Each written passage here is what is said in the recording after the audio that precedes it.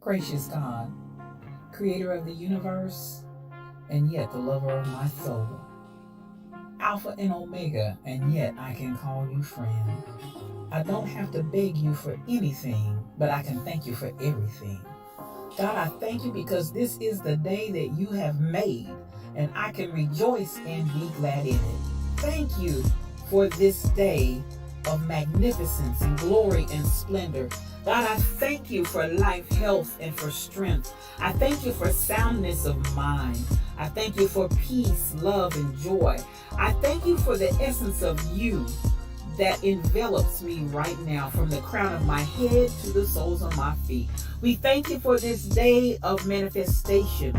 We thank you for the day of revelation. We thank you for the day of impartation. We thank you as you move in the midst of your people to bring us to the greatest times that we've ever seen since the foundation of the world. Thank you, Lord, that for this time and for this season, you've allowed us to be a part of your move in the face of the earth. I thank you, God, for the revolution that you're bringing forth, God, even in the midst of the earth right now. And I thank you for the opportunity to be a part of what you're doing in this hour, because in the last days, saith God, you said you would pour out your spirit on all flesh. And so now we thank you for the pouring out. God, I thank you for the rain and the move of your spirit. I thank you for fresh oil. I thank you for new wine. I thank you for the new thing that you're doing. I thank you now that it does spring forth. I thank you, Lord, that you've called us to be the head and not the tail. You've called us to be above only and not beneath. You've called us to be the lender and not the borrower. You've called, God, that our storehouses would be full and increase. God, I thank you because even I decree and declare that the people under the sound of my voice, even now, are moving in the might of your strength. Not by might nor by power, but by your spirit. I thank you for those that are the sons and daughters of God that are called because they walk not after the flesh, but after your spirit. I thank you for the rising up of the people of your kingdom. I thank you that your kingdom come. I thank you that your will be done, even now in earth as it is in heaven. I thank you, Lord, because you are moving in the midst of your people mightily as never before. Raise us up, oh God, to the standard of what you've called us to be. God, I thank you for the standard of greatness. I thank you for the standard of holiness. I thank you for the standard of moving as the sons and daughters of yours, and not as vagabonds, not as those that never knew you, not as those that are confused and confounded, but God, those that know who they are in you. I thank you for the knowing. I thank you, God, for knowing you. I thank you for knowing your presence. Thank you for knowing your Holy Ghost power that gives us the ability to be successful. Your anointing that gives us the power to rise up and be called blessed. Thank you for that is in us. Thank you, God, for all things that pertain to life and godliness. Thank you because we are not confused. We are not deceived. And we thank you for that clarity of mind and the clarity of vision that allows us to walk forth as kings and queens, as princes and princesses in the kingdom that walk in the earth. We thank you that we are your beloved, and we rise up as the apple of your eye. We rise up, oh God, as those that you love with all of your heart. And God, we love you back. I thank you for soundness of mind. I thank you for soundness of spirit. I thank you that healing is our bread. Healing is our deliverance. By the stripes of Jesus, we're already healed. And we speak forth that healing even now for those that need it. Thank you, God, for every stripe that was taken. Thank you for the bruising. Thank you that he was wounded for our transgressions, bruised for our iniquities. The chastisement of our peace was upon him. God, with those same stripes we declare and we speak healing in Jesus' name. We give you glory, we give you peace, we give you honor, we give you blessing, we give you might. We ascribe all of these things unto you because they are yours. Thank you, the fruit of my lips giving thanks unto your name, ever giving you all that is yours. Glory, honor, power, dominion, majesty. It's yours. I decree it and I speak it In the mighty name of Jesus, it is so. Amen and amen.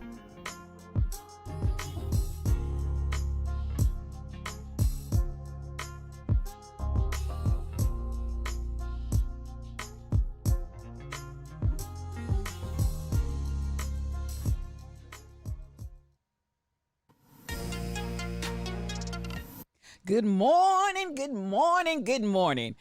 I want to welcome you to today's edition of Yes You O Cubed. Yes, it's one-on-one, just me and you. I am your spiritual thought leader, Regina L. Stillman, and I am so glad that you joined me on this fine day. It is Tuesday, April the 20th in the year 2021. And I'm so glad for each of you that thought it well to get up early this morning. You got up and came into this studio to have a chat with me, and I want to say thank you. I appreciate everyone that is here. As is our custom, I always like to start. That's right, Monica's already ready. She got a coffee cup out. Get your coffee cups out. Get your coffee cups out, because we're going to have some conversation on today, and I think you're going to enjoy it. I definitely enjoy you. So let's get this party started. Now, you know how we start. We always talk about the winner of Grandpa Holmes's chair, who is Monica L. Smith. Yes, Monica L. Smith. I'm telling y'all got to get up early. You got to get up early to make it to the chair, because I'm telling you, she does not play. She makes her way. Now, mind you, after she gets those hips in the chair, she may be prone to lay down, close her eyes, have one eye open and one eye closed to watch the rest of the podcast. But she makes sure that she makes it in here, saints. She makes it in. She makes it in. So I want to say thank you to Monica for making your way in. And she had some folk hot on her tail because King Coogee wasn't too far behind. And while I'm on King Coogee, I just want to give him some kudos and a shout out. Yes, I tell you, every time you come into the podcast and you hear the music that is going on, once we get it crack-a-lacking, it is provided by none other than King Coogee. I call him my sire. I want to give a shout out to him. Yes, that's my brother. And he didn't quite get his hips in the chair, but he was close. But I appreciate him for bringing us the opportunity. He brings the heat, y'all. He brings the heat. And I love him. I absolutely love him. I really, really do. Now, as we get ready to get started, before I go another further, as I like to say, before I go another further, I always like to give appreciation to the Rebel Inc., who is my corporate sponsor. She is all that and a bag of chips. She's been designing clothing wear for Yes You as well. She's got a lion in the Lion's Den shirt that I just ordered. I can't wait to show it off. But I want you all to give some appreciation to her, because she is, she's a force to be reckoned with. She's a pure heart. She is a lion, and she's roaring. Check her out.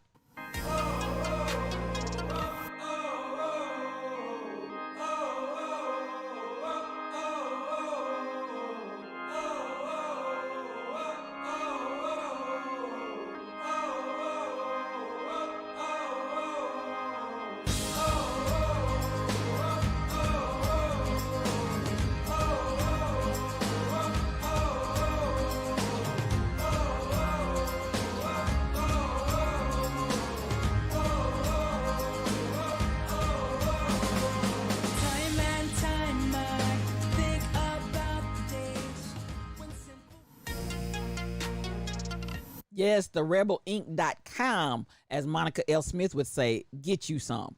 And go out there and support her if you will. She's on her way to 2,000, I believe, 2,000 subscribers.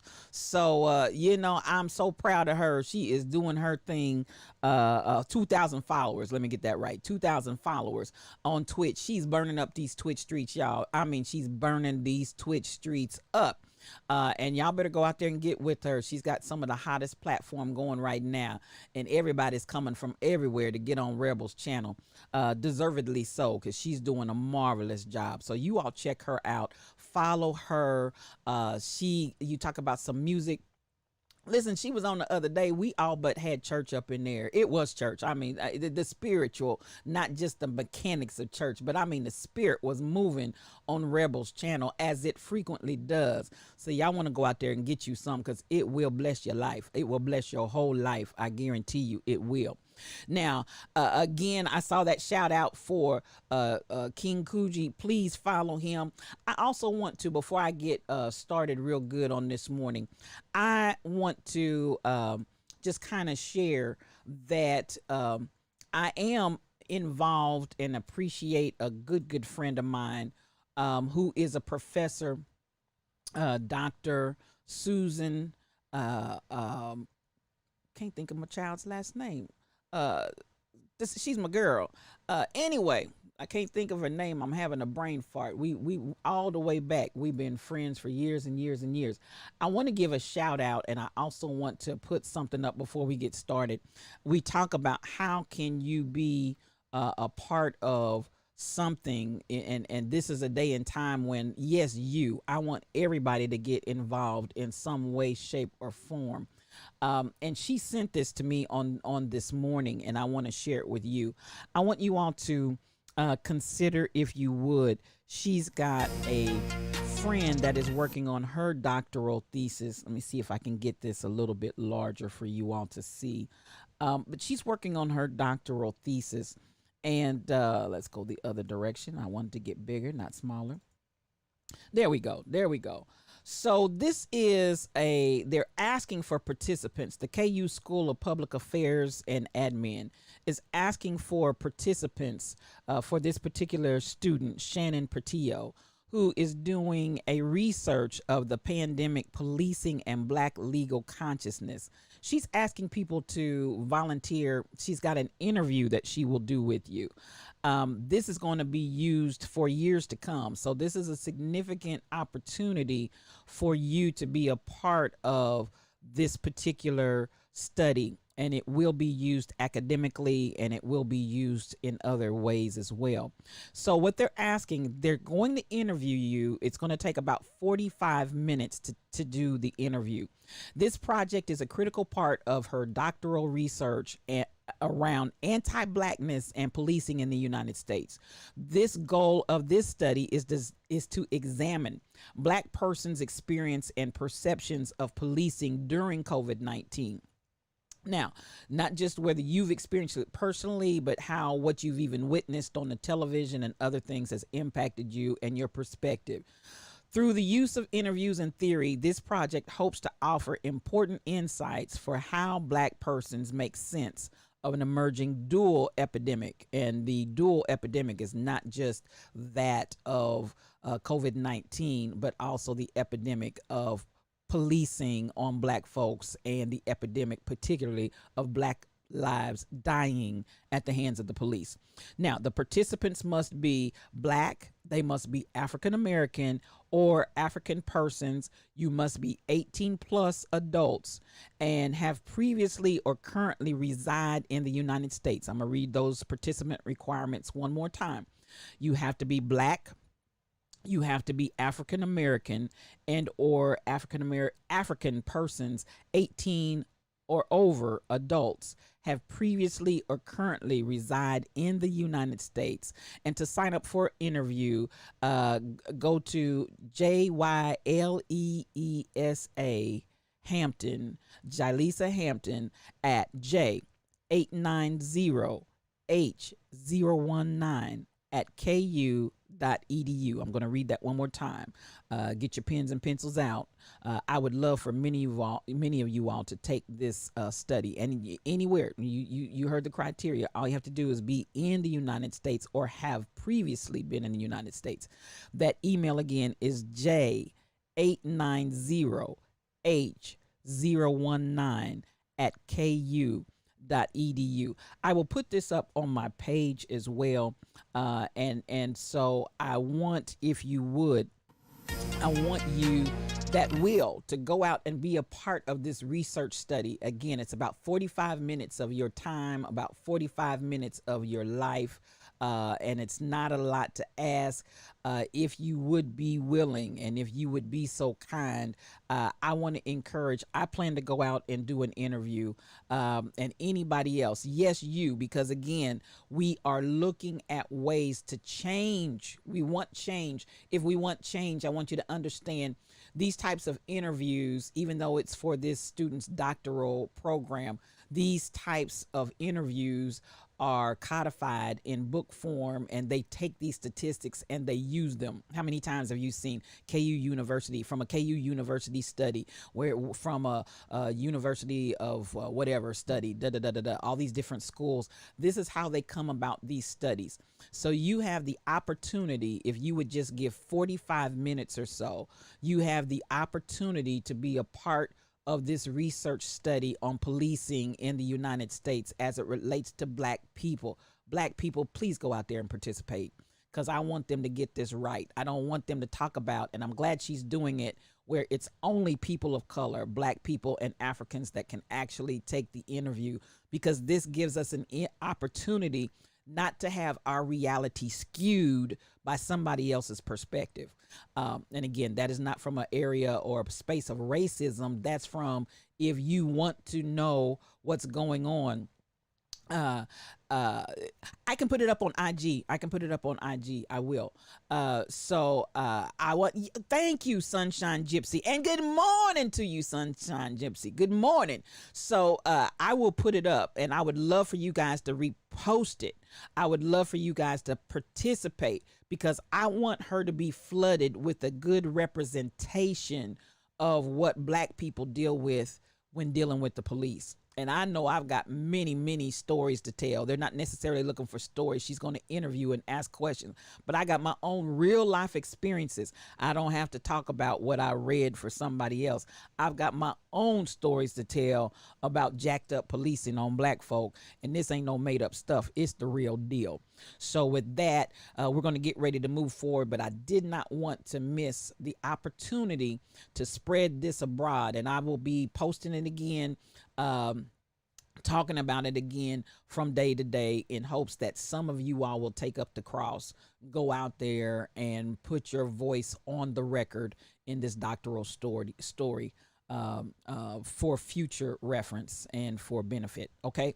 And that being said, we're going to get ready to get this party crack-a-lacking. I appreciate everybody that's in the house, and we're going to come back and get our coffee cups out. I got to get my music going. Y'all know how I do. I got to have my music. Once again, provided to us by none other than Sire King Coogee. So let's get this party crack-a-lacking. Now, as we say that, let me go back and do my good mornings, because I want you to go ahead right now and get those coffee cups out. Get those coffee cups out. So I want to say good morning, BTD Mom. Good morning to the Rebel Inc. Good morning, Monica L. Smith. Good morning, Nathan L. Lamar. I'm so happy to see you this morning. I've been missing you. Ooh, missing you. Okay, now I've been missing you. Thank you for joining me this morning. SK8843, good to see you. Sunshine Gypsy, Jonna CPW, and as always, Royal Confessions. Yes, you can confess in the house. If you confess, you can confess in the house on this morning, because Royal Confessions is here. Yes, Royal Confessions is here. And of course, as I never can leave out, my brother King Coogee, who is up in the house on this morning. Get your coffee cups out. Get your coffee cups out, because we getting ready to have some coffee. You know how we do it over here in the Lion's Den. No cream, no sugar. We take this coffee strong and black, because we tells it like it T-I-Z tis. So let's start getting this party started. Now, here we go, brothers and sisters. I am, as we are dealing with so many things, while we slumbered, slept, and slobbered. Yes, while we slumbered, slept, and slobbered, Fritz Mondale went on to his reward. And so we want to extend our condolences to his family and friends and loved ones. I did read a very touching article that he knew his time was coming. And so he talked to several of our past leaders. He talked to our present leader, who Joe Biden said really took him under his wing. and gave him all of the tools that he needed and could give him for how to be a vice president, and then additionally helped to navigate on the way to the presidency. So even though he was out of sight, he was not out of mind. He was working. He worked in several other cabinets even after. I think the last cabinet that he actually worked in was for President Bill Clinton.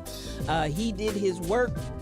And I tell people, when we start talking about transitioning to the great beyond, I want people to understand, just like when you work your job, when the day is over, you want to go home and get your paycheck. So we appreciate him for all he has contributed. And yes, he was the first to have the idea that a woman could potentially hold that second office of vice presidency. And if you remember, he had Geraldine Ferraro as his running mate. And I'm not so sure that his progressiveness was not a good part of what blocked him from coming on into the White House and losing to Ronald Reagan. But definitely, he had a progressive mind all the way back then that said there's no reason why a woman cannot be vice president of the United States. And so again, a progressive man gone on to his reward. We want to just stop and love and appreciate him for his service to the United States of America. Yes. Now, as we get this party crack-a-lacking, I want y'all to realize, Lord Jesus, listen, Auntie Maxine Waters she done muddied the waters, y'all. She done muddied the waters. She done got these folk hot under the collar. Now, why are people hot under the collar? Now, this is the thing. They keep saying that Clyburn was the one that told old dude to shut up. It wasn't Clyburn. That was Auntie Maxine's voice that I heard. Now, y'all correct me if I'm wrong, but I believe that was Auntie Maxine that told that man to shut up. Y'all ain't ready for me.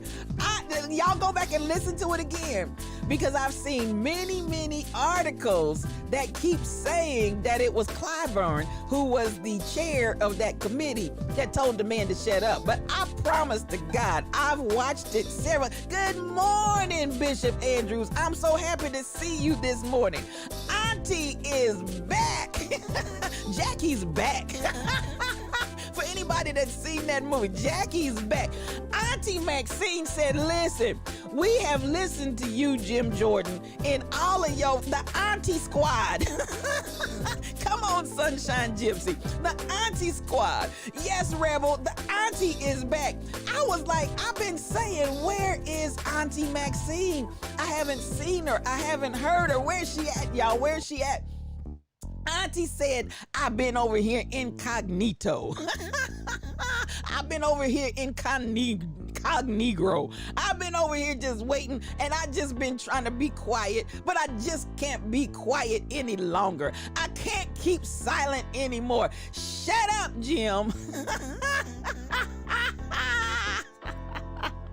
Woo! So listen, that was the first strike that got him fired up against Auntie Maxine. Then Auntie Maxine, now you know Auntie Maxine got a little belligerence in her. Get him, Auntie Max, get him. She done went out here to the gathering and said, look, y'all arm yourselves likewise, just as Jesus suffered in the flesh. Arm yourselves likewise. So now they coming out. Now, isn't it interesting? As long as white supremacists been out here toting their guns, speaking and spitting Second Amendment rights, Mother done rose back up. Mother done rose back up, Rebel. She been silent. So now, as long as they're nice people. Y'all remember when 45 said that? These are nice, but some of them are nice people. Now, Auntie Maxine, all she really went out there and said was, arm yourselves likewise. Y'all read between the lines. She said, just as Jesus. I'm putting it my way. Y'all understand what I'm saying? because y'all know they keep cutting me off. I gotta make sure I don't get censored, so I gotta find another way to tell my story. Just as Jesus suffered in the flesh, arm yourselves likewise. Now they want to get her for hate speech. Now they want to get her for hate speech, and they try to put her out. So at the end of the day, listen, turnabout is fair play. What's good for the goose is good for the gander. I can come back with a whole bunch of cliche sayings that we say for, yes, sunshine. They want to get her for hate speech and violence, advocating violence. Now, 45 and his cronies done orchestrated a whole attempted coup, a whole attempted failed insurrection, and they ain't said nothing. They have not said a mumbling word, and this is what we hear from that. Crickets. But baby, Auntie Maxine done opened her mouth, and they are trying. Now, I want you to know who's at the lead of this whole thing is Miss Green. Now, need I say more? Miss Green was the first one come out heading the charge and trying to say, oh my goodness, I just can't take, she needs to be censored. She needs to be put out.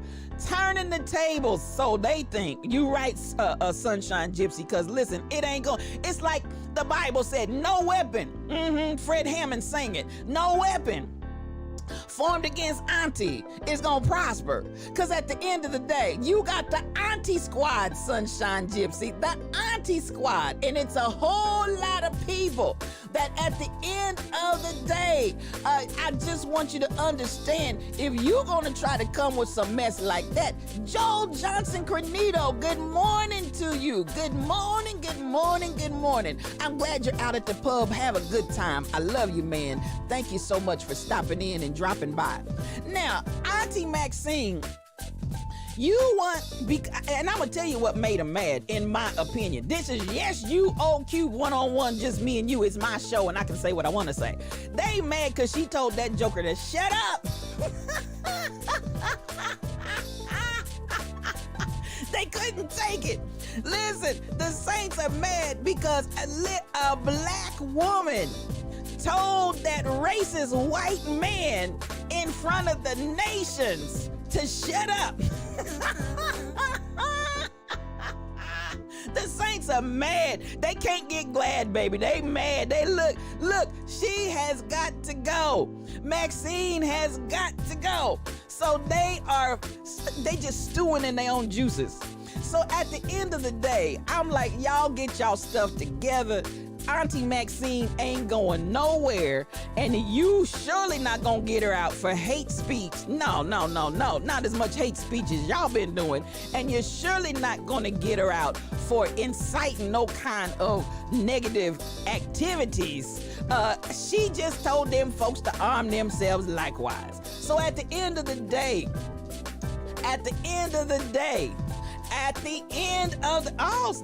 they trying to get throwbacks. They said, throw one back for me. Come on, John, the CPW. Joel, they want you to get a sip for them. Yes, SK, at the end of the day, it just won't work. It just won't work. So I'm so happy. I've been wondering, and y'all know that has been vexing my spirit for a minute. Where is Auntie? Because I haven't heard a word, but I heard her say, shut up. Now, while we slumbered, slept, and slobbered, the ACLU said they are going full force and they are about to sue Georgia for this repressive and oppressive bill that they have passed. They are saying, no. This is voter suppression and it won't work either. No, it won't work. It won't work. It just won't work. And we gonna sue your tail. Yep, that's what they told Georgia. Georgia Peach, that's what we gonna do. We gonna sue your tails. because this is not right. So the ACLU is coming at Georgia with the full force that it has behind it, and it is now filing a lawsuit in the courts. And I'm gonna tell you what, if we want to see change, and I'm grateful, yes, let's go. Come on, let's go. Blow the whistle. Let's skate around the rink, SK 8843. Get them out and deal with the situation. It is voter suppression all day long. Yes, Lord. Yes, Lord. Yes, Lord. I hear you, sunshine. Yes, Lord. Yes, Lord. Good morning, Stacey Matthews. So good to see you in the house this morning. I want you to know that I stand with the ACLU. I want to see the jury. I want to see it on the books. I want us to stop de facto, where they keep on doing it anyway. I want this stuff shut down. You hear me? I want to see it shut down. So whatever and however we can help the ACLU and those that are in the fight and in the struggle all day long, Stacey. We want this stuff over. We're sick of it. I mean, sick of it. And it's time to change this narrative in the United States of America. And I feel like if we're going to see, and we are, y'all, let me come back and keep telling you, I'm a person of hope. I'm a person that believes, I know this is the time and the season for this stuff to end. As far as racism, white supremacy, and hatred, the day is over. It's time for something different. So let's do this. The ACLU said, yeah, we're coming after you, because at the end of the day, this is straight up voter suppression. And I'm glad for it, because hopefully what this is going to send to everybody else, and I'm saying the other states, because there are other states lining up. Thank you for the biddies. There are other states that are lining up and ready to follow suit with this foolishness, because at the end of the day, it's just foolishness. And so, no, we're not going to have it. No, we're not going to take it. And so it's over. White racist America, your time is ending and your season is over. Yeah. So I'm going back and I'm looking at another article. Listen, Auntie Maxine is hot right now. She's trending. She's buzzing. So now they're saying that her comments on the Chauvin trial have now poured fuel on the fire. But she's really, I love the article. This is in CNN. While she's really exposed Republican hypocrisy. Come on, Auntie.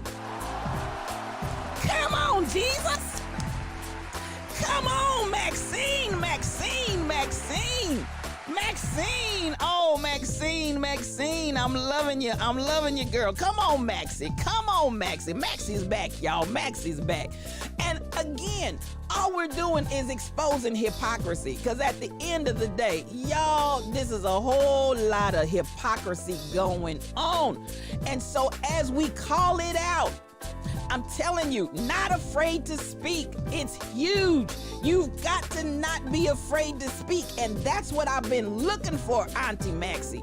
I need folks with power that we voted in. We need you to open your mouth and say something. Sunshine, it's gotta be exposed. We can't just sit up and not have an answer. We can't just sit up and let these different ideas just permeate the land like this is fact. No, it's not. It's a lie straight from the pits of hell. Yes, I said it. Straight from the pits of hell. Could it be? Could it be?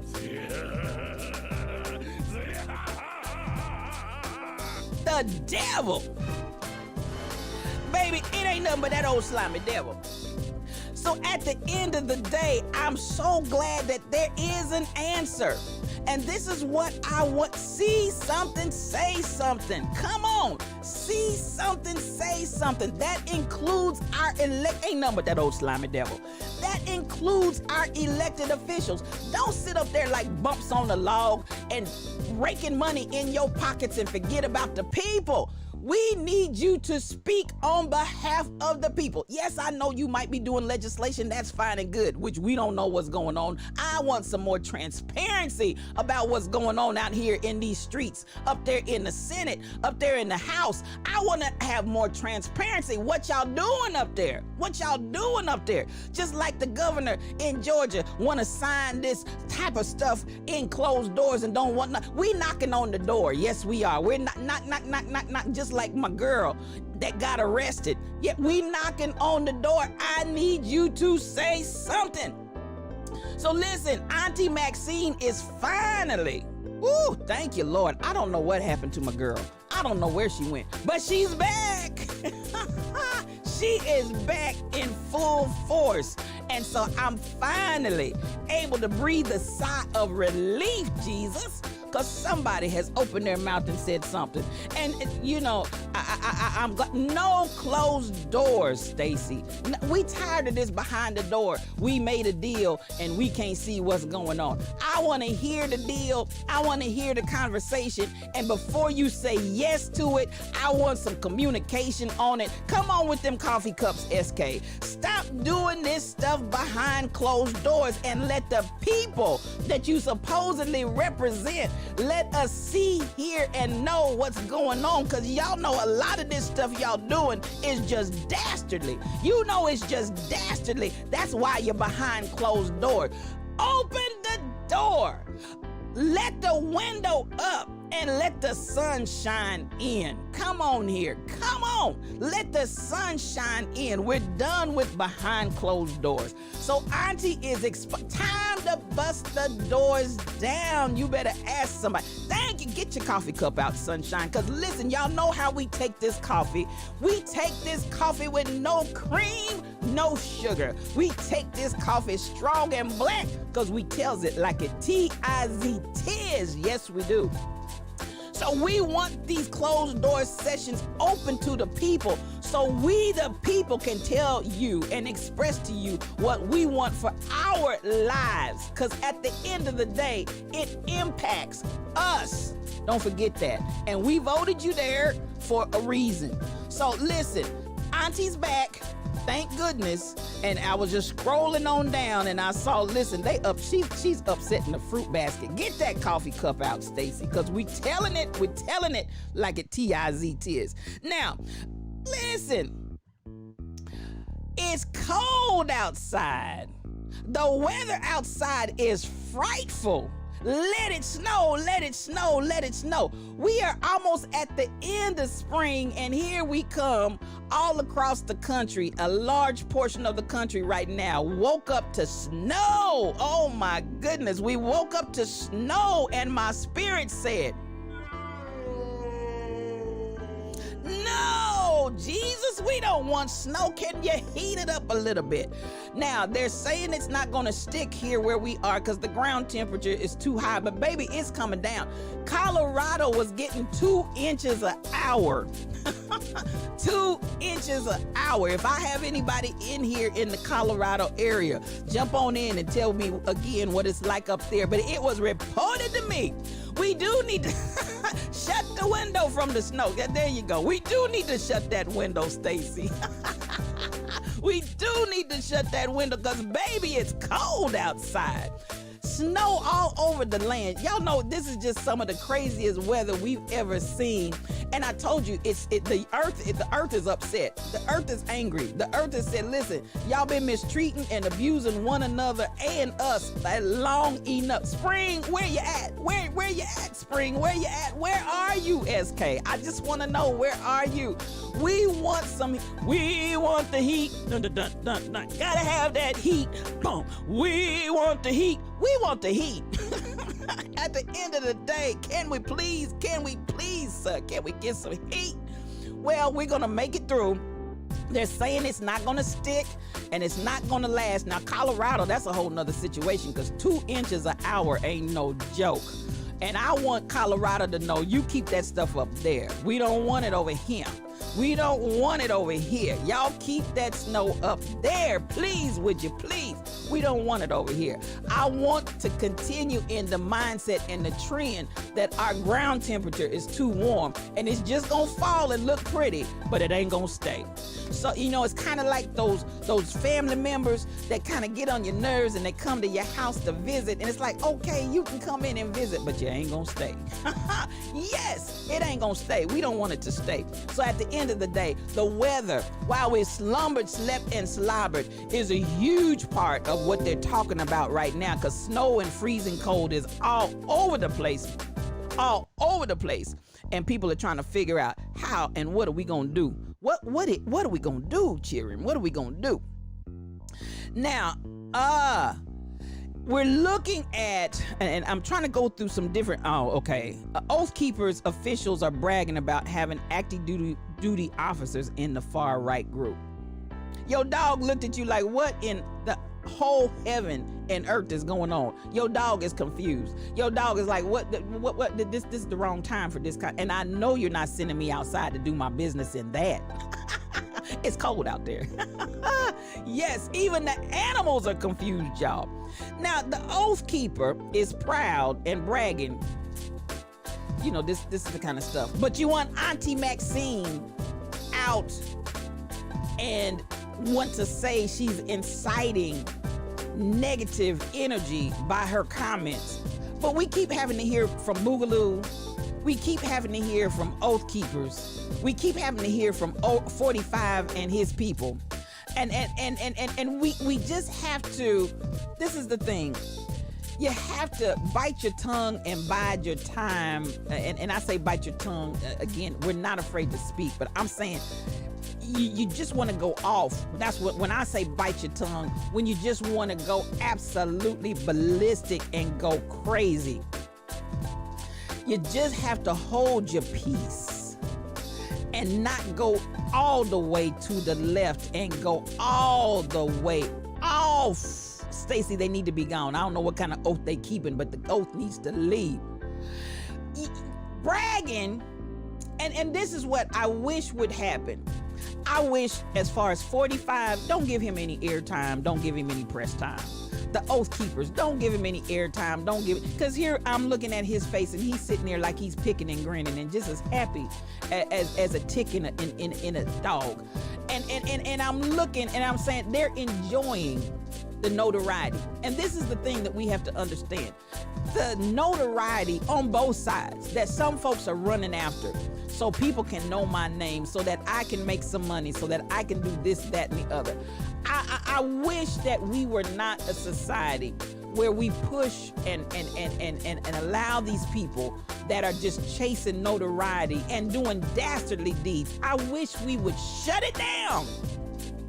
Don't give them airtime. Don't give them press time. Just ignore them. You know, sometimes the best you can do for ignorant people is to ignore them. And baby, that'll make them madder than anything else. Ignore them. And so I'm going to acknowledge that there's a lot of press because he's in the news today. But Mr. Oath Keeper, I'm going to ignore you too. Now, I want to come on and I want to come back to an area that I'm going to talk about. I'm practicing at keeping your peace, not going. Listen, now I speak when I need to speak, but this is some wisdom right here. You got to know when to hold them. You got to know when to fold them. You got to know when to walk away, and you got to know when to run. You never count your money while you're sitting at the table, because there's going to be time enough for counting when the dealing is done. That's wisdom from the gambler. I love me some Kenny. Love me some Kenny. Kenny. I love the man, and he was good eye candy. He was good to look at. He was easy on the eyes. The man was good looking. Now, at the end of the day, you got to know, and this is a place of wisdom, that as we navigate these waters right now, as we navigate these waters during this season and time, you got to know when and how and where to hold your peace and when to speak. So yes, Stacy, I'm like you. I'm practicing at keeping my peace in certain areas because I'm trying to learn and operate in wisdom so I can get the best yield. I'm gonna say it again. I'm trying to learn how to operate with the best wisdom so I can get the best yield. Y-I-E-L-D, yield. If I'm not articulating that, so you can know what is knowing when to hit is a good one too. You got to know when to hit. You're right. You got to know when to strike. You got to know your strike time. Some people, you miss the moment. It's like you should have struck right here. Yes, yield. Y-I-E-L-D. Thank you. You got to know for the greatest yield, because sometimes we are actually working against our energy moving forward. And so you got to be able, sunshine, you're my sunshine. You got to know when to identify the time, your strike point, as Stacy said. You got to know when to hit. And whether that's with your mouth, whether that's with your actions, whatever the case may be. So because we want to maximize, Auntie Maxine, we want to maxi it, we want to maximize. And maybe she's been waiting for the right time to strike. I hope that's the agenda that she has had, but she's coming out striking right now. And apparently the fire is hot. So strike it, Auntie, strike it. And so we've got to start looking at how, when, where, all of those things that we make an assessment before we make that move. But try to pick the time to strike. Try to pick the time to hit. Don't just frivolously be out there throwing blows. And, some good fighters, Muhammad Ali was a master of this. Even how he used the rope-a-dope. The whole idea with the rope-a-dope, I'm gonna let you wear yourself out. I'm gonna let you get yourself tired and tuckered out. And I know how to take the blows. I know how to take the punches. And I'm constantly looking for that right time to hit.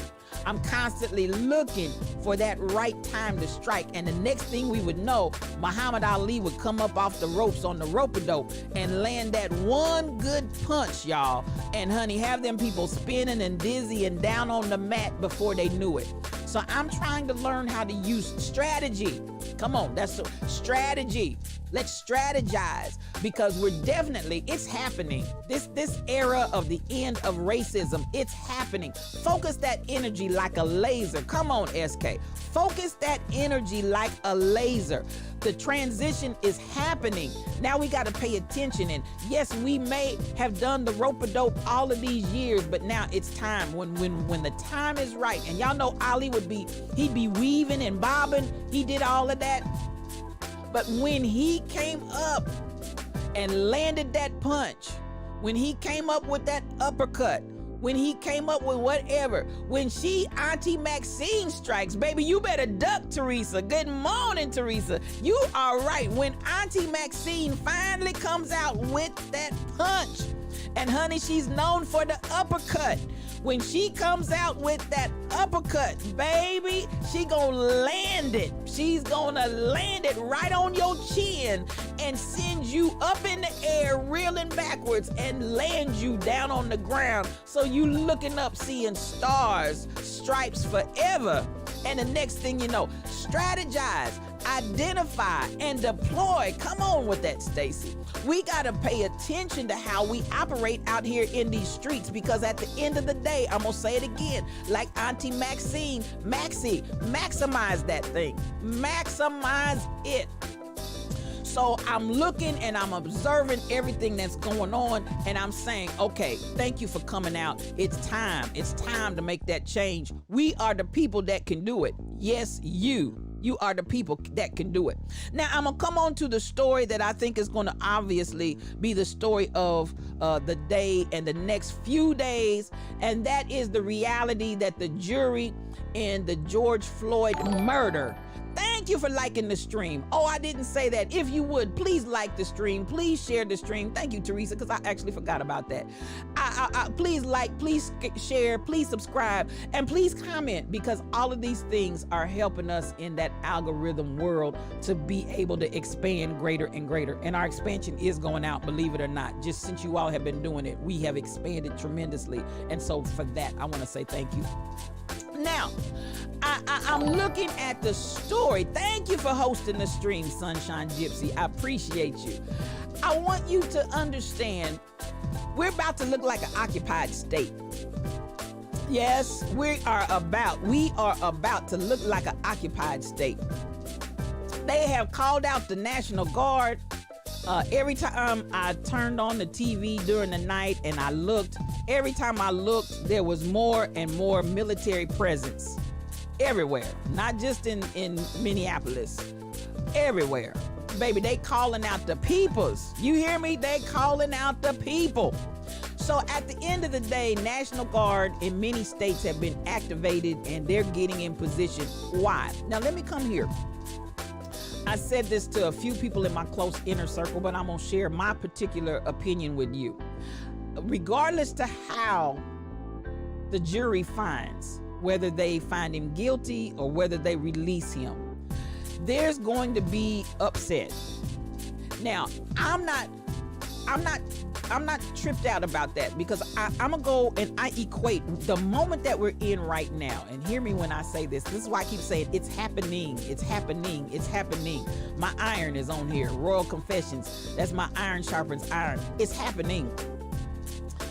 Listen, we are right in the midst of, y'all remember in the Bible, when the children of Israel had grown up in the land of Egypt and were put over there in Goshen as slaves, and they were oppressed and beat down and mistreated and abused as slaves. And when the plagues came and we had all of those 10 plagues, well, in my spiritual perception right now, we in the 10th plague, y'all. The firstborn, George Floyd. To me, good morning, Michelle Brown. Glad to have you with us this morning. The firstborn, really, thank you for subscribing. Hi. Appreciate that resub, Michelle. Thank you for your support. So I want you to understand, George Floyd and those many that we lost during COVID and before, but definitely, COVID was the means by which everybody was at home and everybody had to see Chauvin kill that man on television, because we were all home. COVID made that happen. COVID made that a reality. So we watched Chauvin kill that man in broad open daylight. We saw it in broad open daylight. So where are we now? That scenario represented the firstborn dying in Egypt, because at that point, when that seed fell into the ground and the folk rose up and said, we have had enough. Enough is enough and too much is too much. And not just within the black community, but the white community and every other ethnicity and community watched that man kill George Floyd dead in the streets like a dog. That caused a solidarity that we had not before experienced, where the whole world, listen, that video went viral. It went across the pond. It went across sea to shining sea. Everybody saw that foolishness live and in living color. And so the whole world started talking about what happened to George Floyd over here in these United States of America. At which point we were on blast with everybody. Now, we don't went everywhere, and we've tried to police everybody else, and we've tried to democratize everybody else, and George Floyd showed that democracy ain't even working over here. Never has, but at the end of the day, they saw it. That little teenage girl that started that footage and ran it throughout the time of his demise, that little teenager changed the world with that video, because the whole world saw it. So I'm gonna say once more and again, the death of the firstborn, and the firstborn that I'm talking about is white supremacy. That baby is dying. Yes, that hatred, that the whole world, you hear what I said, the whole world saw it. They couldn't hide it, Michelle Brown. The whole world saw George Floyd get murdered. So at the end of the day, and I want you to understand, even as we're waiting for the jury to come back with their answer, the whole world is watching once more. And again, don't you forget it. They know, the whole world saw him killed, and the whole world is waiting to see the death of this firstborn. So come on, all the worlds, SK, put them out there. The whole world. You heard what I said. This is what has changed the dynamic right now from what happened before. And I appreciate and I'm thankful to COVID, because COVID made it possible. You hear what I'm saying? COVID had all of us. We weren't at the gym. We weren't at our jobs. We weren't dispersed here, there, and everywhere. We all sat in front of the television and we watched that man murdered.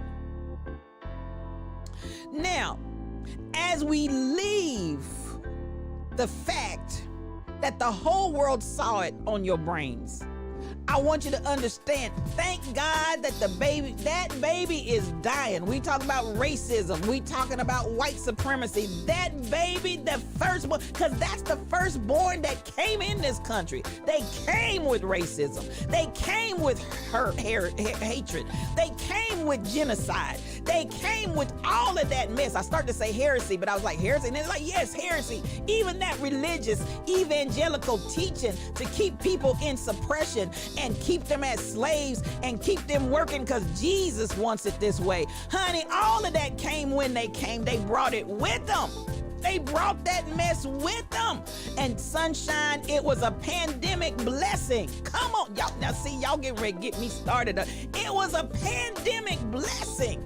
And there are other pandemic blessings that came as well. Listen, count your blessings, name them one by one. And I want black people and people of color to understand the pandemic brought us blessings that we getting ready to break the back and the very neck of white supremacy, because a pandemic allowed the whole world to see the hatred and the racism that's yet in this country live and in living color, and everybody saw it. Everybody saw. Your whole hind parts was hanging out there for everybody to see. We saw nuts, we saw berries, we saw pancakes, we saw the strip of bacon, we saw the whole breakfast sampler out there.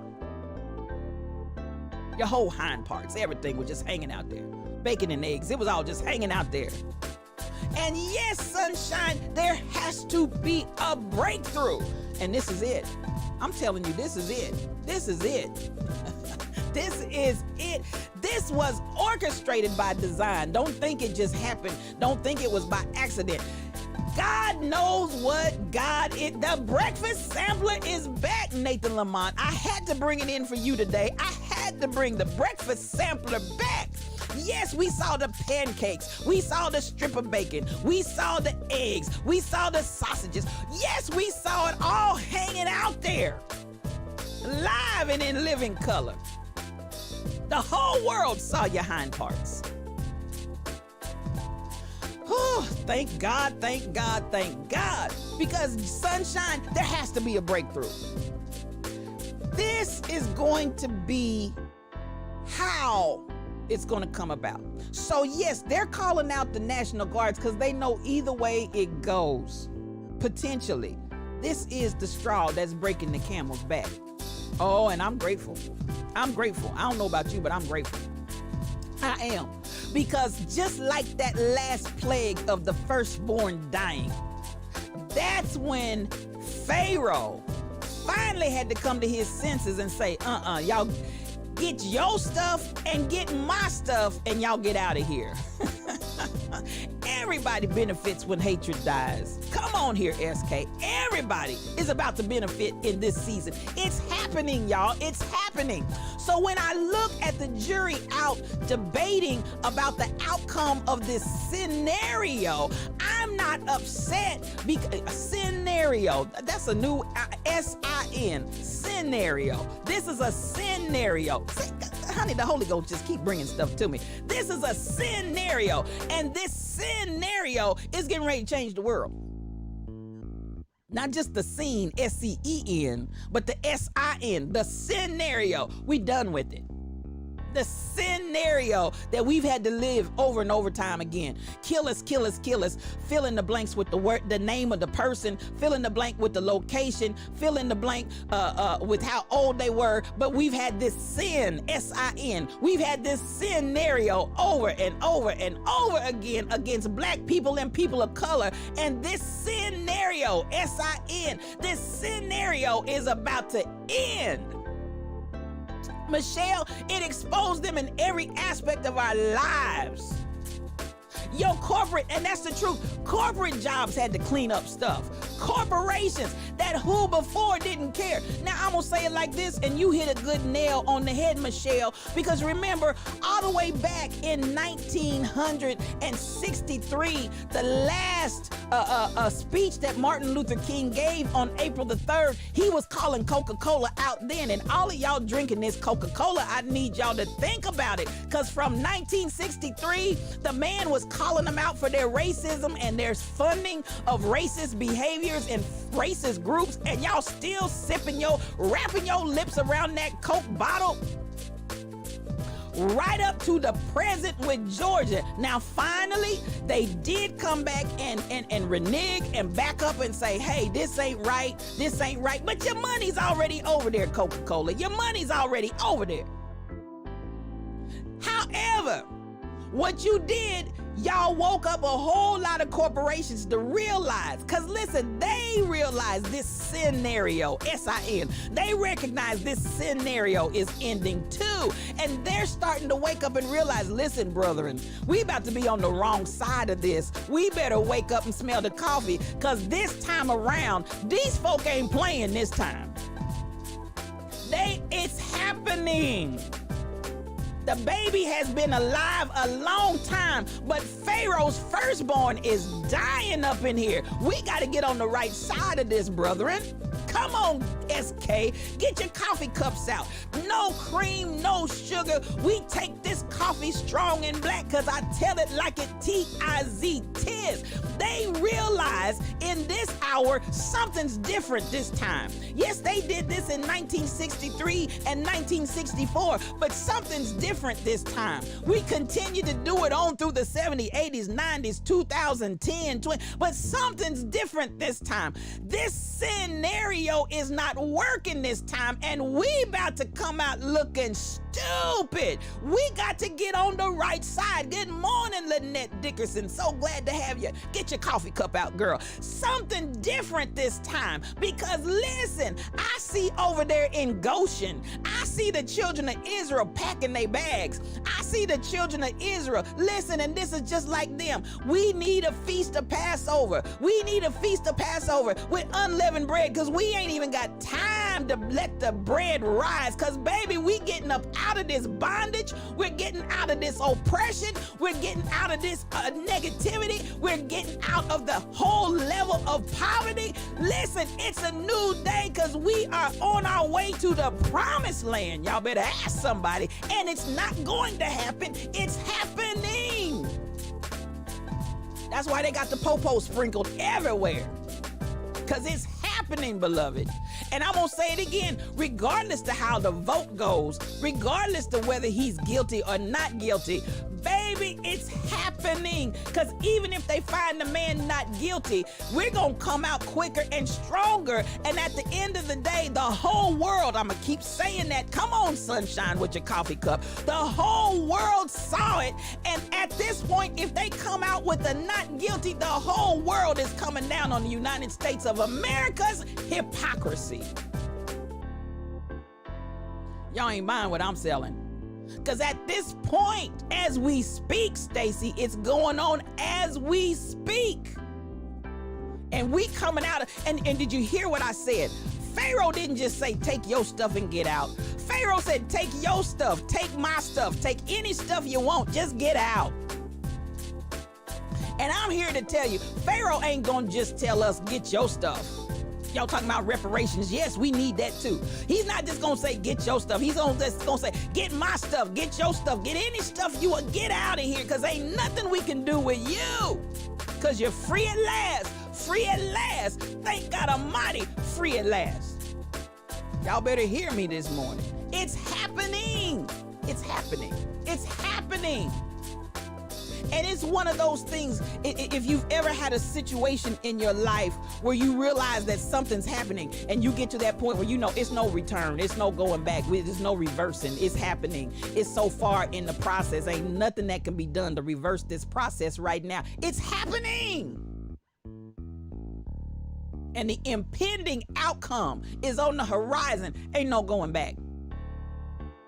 So I am looking at what's going on right now in the midst, even as we speak, Stacy. And it's the truth, the whole truth, and nothing but the truth. So help me God, SK 8843. So y'all get ready. Yeah, some of y'all, you've been resting on your laurels too long, because baby, you gonna wake up and as I said, while the firstborn in Egypt were dying, what were the children of Israel doing over in Goshen? They were packing their bags and getting ready. Packing their bag, pack it up, baby. Pack your bags. That's my thought for the day. Can I make that my official sermon for the day? Pack your bags, because we getting ready to go. Pack your bags, because we getting ready to go. Pack your bags, we getting up from here. Dreams, visions, businesses, ideas. Listen, pack your bags. We getting ready to go.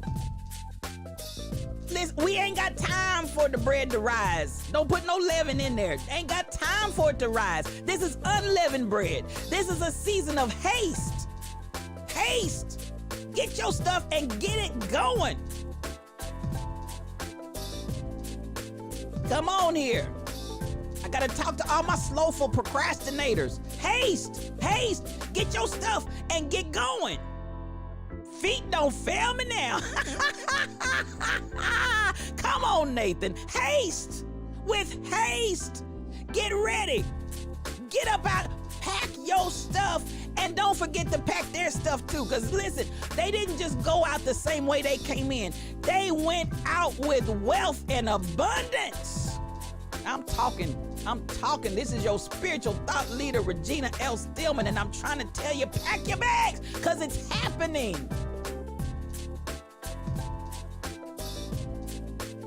And somebody, ooh, but all I see is death. It was a whole lot of death going on in Egypt. That's what caused and precipitated the fact of Pharaoh saying, get out.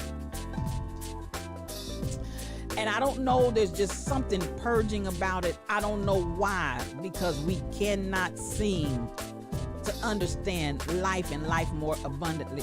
We don't get realities until death shows up for some reason. Some of y'all don't even think, you just go on your merry way until death comes in the ranks of your family. Then all of a sudden you start thinking about, my life. Well, listen, for whatever reason, death seems to bring us to our senses. Death seems to make us realize you ain't got time to be lollygagging. Death seems to do that for us, because it seems like some of us won't understand the urgency and the importance any other way. But at the end of the day, we got this opportunity, and we have this opportunity. Yes, Stacy, we gonna take all our stuff. So at the end of the day, you get to this place where it's like, I recognize the urgency of the time. I recognize the urgency of the matter.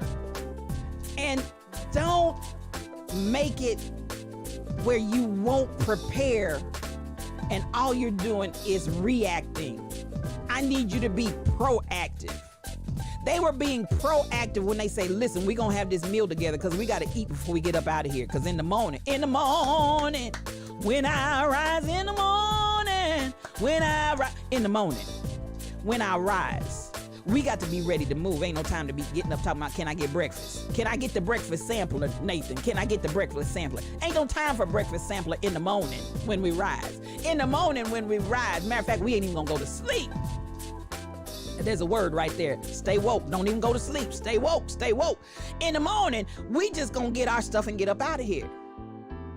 Because the timing dictates that we ain't got another minute to tarry in this spot. We don't have another minute to stay here. I got to go. I got to go. Y'all got some things going on in your lives right now where you need to be saying, I ain't got time to stay here, not another further, not another minute. I got to get up out of here and get your stuff and go. Get your stuff and go. I'm talking about personal areas, personal situations, personal things in your life. Y'all, you been there long enough. Egypt is over. The firstborn has died. Now get your stuff and get their stuff and go. It's time to go to your promised land. Stop lingering out here. Stop lingering out here, just wandering around, lingering out here. Make bricks with no straw. Whatever massa say, whatever massa say, however they want. And I'm gonna say this. I posted it the other day. I was sitting and I was thinking, come on, SK. I was sitting and I was thinking, and I said, if people can still get your goat, if people can still upset you, if people can still get you offended, not another minute, Michelle, not another minute. If people can still easily offend you, they can still control you. They can still manipulate you, because that, beloved, is a large part of how people know they still got you. If you still responding, if you're still getting upset, if you're still showing reactions and actions to what they're doing, they know they still have you. But when they do all of their dastardly, I mean dastardly, the best stuff that they have, and it doesn't faze you, that's when they know they don't have you anymore. Because you don't care about their little stuff. And once you break that, where they no longer offend, upset, and move you to a place of upset, they know they ain't got you no more, baby. Honey, I'm trying to tell you, Monica, that's a field goal right there. That's a field goal. That's a touchdown. When folks know that you don't care anymore and they no longer have the authority to control you. And listen, Howard Thurman, I love that man. I read his book over and over again. I love him, his liberation theology, black folk, and everybody else. Go out there and get this man's book. He's been dead for years, but I'm telling you, Jesus and the Disinherited is powerful. I want y'all to read it because listen, he identifies how we have, even through religion, been just held and manipulated and controlled over and over and over. And when you finally get to the point, and he makes a statement, he said, when they've got your spirit, they don't have to worry about anything else because you ain't gonna do nothing. When they own and manipulate and control your mind and your spirit, they've got you. But no matter what your circumstances are, if they don't have your spirit and they don't have your mind, you are forever free and will continue to move towards your place of freedom. Hear me when I say it. So I want you to get to a point, beloved, where you can really, come on, lions up in here. Come on, I need to hear you roar because we are lions. This ain't no baa black sheep, have you any wool? Yes, sir, 3 bags full. No, we are not sheep. I'm talking to lions, and you are a lion. This pride, Pride, of lions is relentless, and you're gonna hear us roar. Take your mind and your spirit back to the point where you don't care. And when they realize they don't own your spirit and they don't own your mind, baby, that's when you start roaring and they start shaking in their boots. But as long as you're timid, as long as you're afraid to speak, as long as you're afraid to speak up, as long as you allow yourself to be treated as an invisible, as long as you carry all of that mess, listen, you ain't doing nothing but just staying in it longer, because they know they got you, baby. They know they got you. Come on with that amen. They know that they've got you, because as long as you are still getting offended, upset, and reactionary. I put up a post the other day of a black man that's training his son, and he's training his son not to react to stuff, but to actually respond. He said there's a difference between reacting to it and responding to it, and you got to be trained how to respond appropriately. So he's taking them through, and he's hitting them, and he's having him jab. And he said, listen, when I get you angry, then you react. And I want you to hear there's a word in that. When they can see again that they got you angry, upset, and offended, then they know you're going to react. But what you got to learn how to discipline yourself to do is not just react. You got to learn how to respond, and respond appropriately, because I've already thought it out. I'm thinking it out. I've practiced it out. That's what they did even with the sit-ins at the counter. They did that before they did it in reality. They said, listen, we got to do a training before we actually get to the lunch counters, because I need you not to react. I need you to learn how to respond. I need your mind right. I need your emotions right. I need you to get button proof, where they push this button, they push that button, but they cannot trigger you, because you know how to respond. You've been conditioned to respond. And this is an hour where we've got to condition ourselves to respond, not react. Am I talking to anybody? Because I'm a lion, and you're going to hear me roar. And this pride, P-R-I-D-E, of lions is relentless. You're going to hear me roar. And lions don't react. Lions respond. Perfect your strategy. Come on here, Nathan. Y'all better help me preach up in this chat, because y'all going forth. I want you to understand this is a time. Let's look at how we're going to respond, discipline ourselves to respond, train ourselves to respond, and not merely react. I understand that rioting is a reaction. But I understand, like Martin Luther King said, rioting is the language of the oppressed and the forgotten. Rioting is the language of those that have been overlooked and downplayed and disregarded. That's what rioting is. But we still got to learn. Stop reacting. How can we respond? Because if you burn up your own house, where are you going to live? Now you're homeless. Whew, am I talking to anybody in here? Because we're lions, and you're going to hear us roar. I feel something down in my shondo. I feel it. Come on, Chris. That part. If you burn up your own house, where are you going to live? We got to respond, and responding comes from discipline, not just the emotions of reacting. Whew, I feel something down in my shondo. Because it's happening. These are the things that I'm running through in my mind. How am I going to respond? I don't just want to react. How am I going to respond? When Pharaoh says to me, and I don't need Pharaoh, my spirit's already, when my spirit is awakened and enlivened, I'm free, and the firstborn of Pharaoh is dead, and I'm headed to the promised land. I'm looking and I'm thinking and I'm processing. How am I going to respond? What's my response? How am I going to respond? Not my reaction. What's my response? I'm already pre-planning. I'm already working it out. I'm already strategizing. I'm already putting that together. How am I going to strategize with my finances? How am I going to strategize with what I'm called to do? How am I going to strategize with my creativity? How am I going to strategize in all these different areas? What's my strategy? I'm not just going to get out here and react, wandering around, and I don't know where I'm going. I got a plan. I got a location.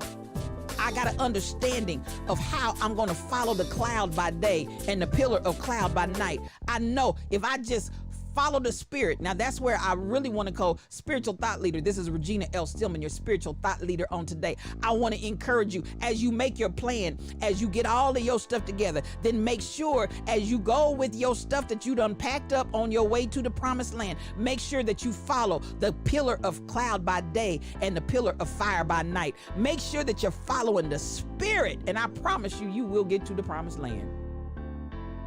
You will get to your land of promise. Because you're getting ready to go. You don't have a map. You've never been there before. How do you get there? Follow the cloud by day and the pillar of fire by night. When it's nighttime, there will be a fire. God will still light a fire for you. And yes, he'll even prepare a table for you in the presence of your enemies. And your cup's gonna run over. Surely! Don't mess with me up in here. Goodness and mercy. If you back me up into a corner, you just gonna back me up into goodness and mercy. And I'm coming out as a lion, and I'm coming out with a plan. I'm coming out with a strategy, and they gonna follow me. And I'm gonna dwell in my house. I'm gonna dwell forever. You ain't getting ready to make me homeless and wretched and out here. That's what I'm telling y'all. All of y'all waiting on this suffering. This is a suffering way, and y'all so happy with the suffering way. Y'all can suffer if you want to. Y'all can suffer if you want to. I'm not going where you going. We going to two different promised lands. I'm not getting ready to land where you getting ready to land, because that ain't my promised land. And you can't preach it to me. You can't teach it to me. I'm not buying what you selling. Because I am a lion, and you gonna hear me roar. Am I talking to anybody in here? Now, I done went on and took a text. I wasn't trying to. I was just trying to talk about this George Floyd. I was trying to talk about, but I also want you to understand it's happening. It's happening, beloved. And I want you to be prepared. I want you to be equipped. I want you to get your stuff together. Pack your bags, because it's happening. I'm telling you. I'm telling you. So as we look at the rest of the stories, really did a lot of centering. I love you, sunshine. I love you too. I want you to know, as we are gathering for these days that lie ahead, if you can receive what I'm saying into your spirit this morning and keep clarity. I don't care what you see with your eyes. I want you to have clarity about what is happening. What is happening is that the stage has been set to kill the firstborn of white supremacy and hatred, to kill the firstborn of poverty on people of color, to kill the firstborn of fill in the blank with any kind of negativity that you want to put in there. I want you to, come on, girl. You know I love you, Stacy. I want you to understand this is the season and the time to get prepared for the release from this bondage. And yes, I'm going to say it one more time. The United States, the whole world is watching. And that's why change is getting ready to happen. And take this into consideration.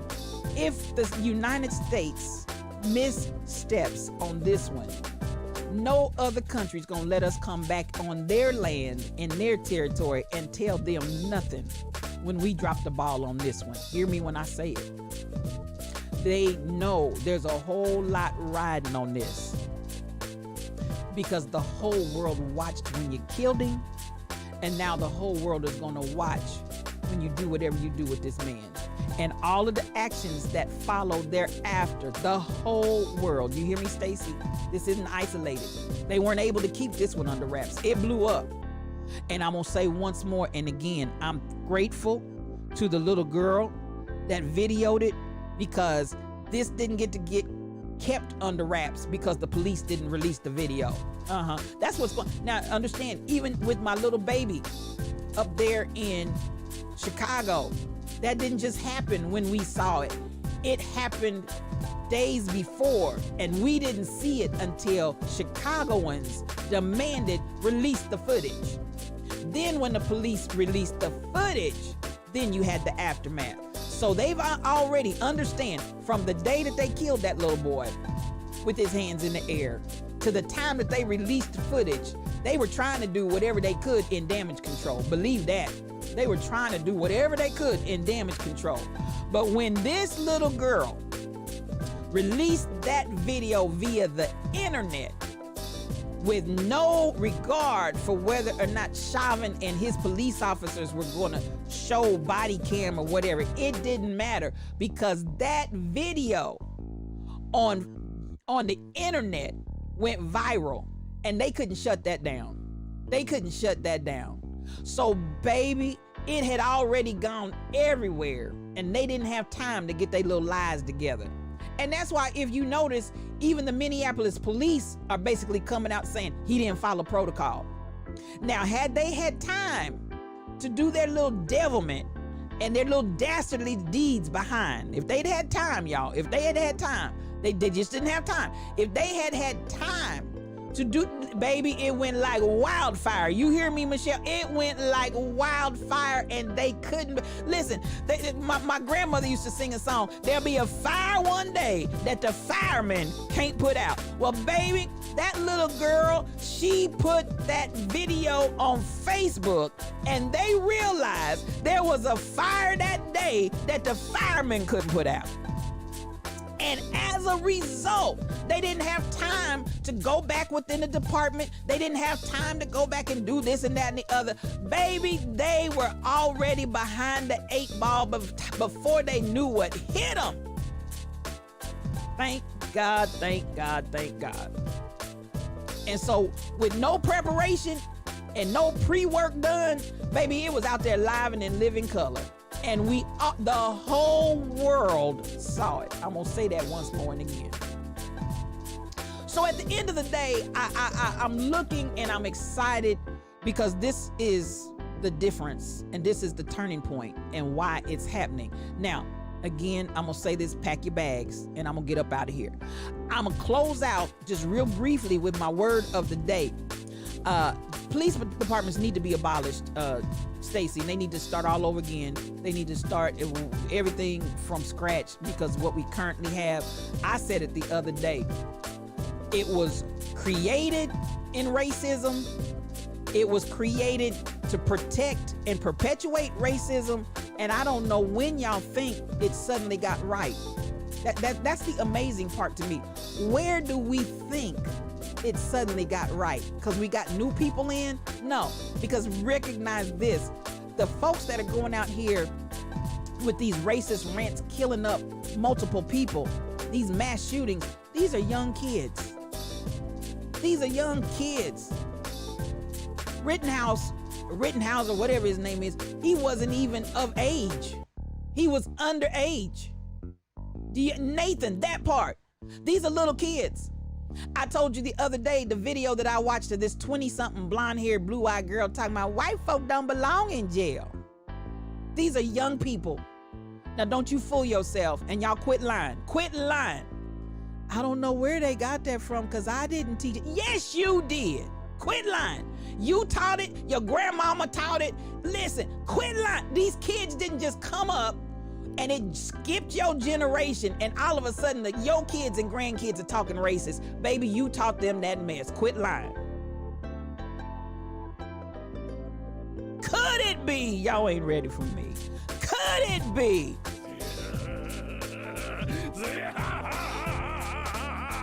The devil? Baby, it ain't nothing but that old slimy devil. And so we had, after the civil rights movement, we had the ability to squash it and push it down to make it look as if we were compliant, but compliance will not change your evil, wicked heart. And compliance will not change you in your home behind closed doors from teaching hatred to your kids. And that's where they got it from. Quit lying.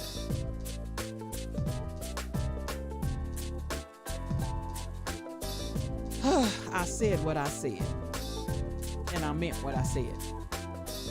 Somebody behind closed doors is still teaching hatred while you want to come out and smile in folks' faces and act like my best friend is black. Did I say something? Now, Chris, we always have to comply. That never changes. It never changes. But the system we have to comply to needs to change. All of that needs to change. All of that, Chris. All of it needs to change. And as we've seen repeatedly, after we broadcast on Friday, some of you all sent me other videos of obvious, blatant difference in the system where we saw individuals committing all kinds of crime. Again, videos have captured it. Videos show it plainly. White person breaking the law, getting stopped, talking crazy to the police officers, pulling weapons, using their vehicles as a weapon, and driving off and still living, and the police just stand there and do nothing. Whereas black people, you get stopped for a minor offense and wake up dead. We've seen it over and over and over again. So it's nothing new. It's nothing new. So the whole system needs to change. Now with that, I'm gonna come to the word of the day. This Jonna CPW put a post on today that blessed my whole body, my whole mind, my whole spirit, my whole everything. It just blessed me, y'all. I'm gonna put this up here so y'all can see it. And so with that, this is not coming from a place of a lot of time to give it a whole lot of thought. I appreciate her for putting this up, because I'm telling you, it blessed me, it blessed me, it blessed me. Now, I want you to look at the word of the day, decontextualized trauma. And I wanted to go here for a reason, because as we come out of, come on, Monica, it blessed me, it blessed me. As we come out of the state that we're in right now, and we are leaving the promised land, I think this is going to be critical for us to understand as we come out. I want to get to, where's my shared screen? I'm looking for my shared screen because I want y'all to be able to see this. Decontextualized trauma. Come on, shared screen. Come on, where you hiding? Where you hiding? Where you hiding? Where you hiding? Maybe I need to come out of that. Pull it up. Oh, see, it wants to play with me. There we go. There we go. Trauma. I hope you all can see this. Trauma in a person decontextualized over time looks like personality. Trauma in a family decontextualized over time looks like family traits. Trauma in people decontextualized over time looks like culture. I'm gonna go back and I'm gonna read that again. I love this. I love this. Trauma in a person decontextualized over time looks like personality. Trauma in a family decontextualized over time looks like family traits. Trauma in people decontextualized over time looks like a culture. Now, the reason why I wanted to go here, and this blessed me, I'm telling you, Jonna CPW, thank you so much for putting that out there, because this is so huge for where we're going right now. Now, I said we're in that night of Passover where, listen, firstborn is dying in Egypt, and we're preparing to come out of here. We're preparing to transition into our promised land. Then this is huge as we take this journey into the promised land. Things that we have called people's personality. And I want to say this even to parents. Pay attention and know your children. Because some of that we're looking at and calling that child's personality could, in fact, if we're not really careful and watchful about what's going on, it could, in fact, it may not be that child's personality. That child may be manifesting that behavior because they've been traumatized somewhere. And we're looking at pieces. It's almost like they talk about decontextualized alphabet. The idea that you're not really looking at the letters and how they come together to formulate the words of the book and what the book is saying. All you're looking at is A, B, C, D, E, F, and G. All you're doing is looking at it in pieces, in parts. You're looking at the A, but the A is in this word, and this word is in this sentence, and this sentence is in this chapter, and this chapters. So I need you to put it in context. Within context, I need you to understand the full picture and all of the pieces and the dynamics that make where this A is placed, that make it, how does it go over. So I want you to look, come on BTD mom, it's the truth. So then we're looking at children, we're looking at people overall, but I'm talking to parents right now because I need you, and even grandparents, because some of you grandparents have tremendous amount of hand in what's going on with your grandchildren.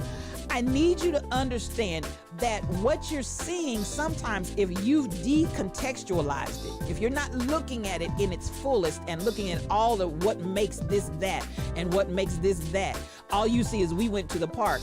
You're not looking at the fact that we went to the park and my child is putting on the sweater. Why is my child putting on the sweater? Because it's cold. I need you to look at all of the reasons why. I need you to look at all of the reasons why and put it in context. Contextualize it, so that you can get the reality of the fullness of the picture. But if we decontextualize it, and this has been done in the black community, I want to say to the black community, because this is what racism and white supremacy has utilized for the ages to keep justifying their dastardly behaviors. Oh yeah, they use it to justify their dastardly behaviors. So then I'm going to take a piece and decontextualize this person's behavior. I'm going to pull out and I'm going to say, I'm going to demonize, I'm going to really vilify this individual based on this one action that they may have done, but I'm not dealing with the whole picture of why did the child do what they did? Why did the individual do?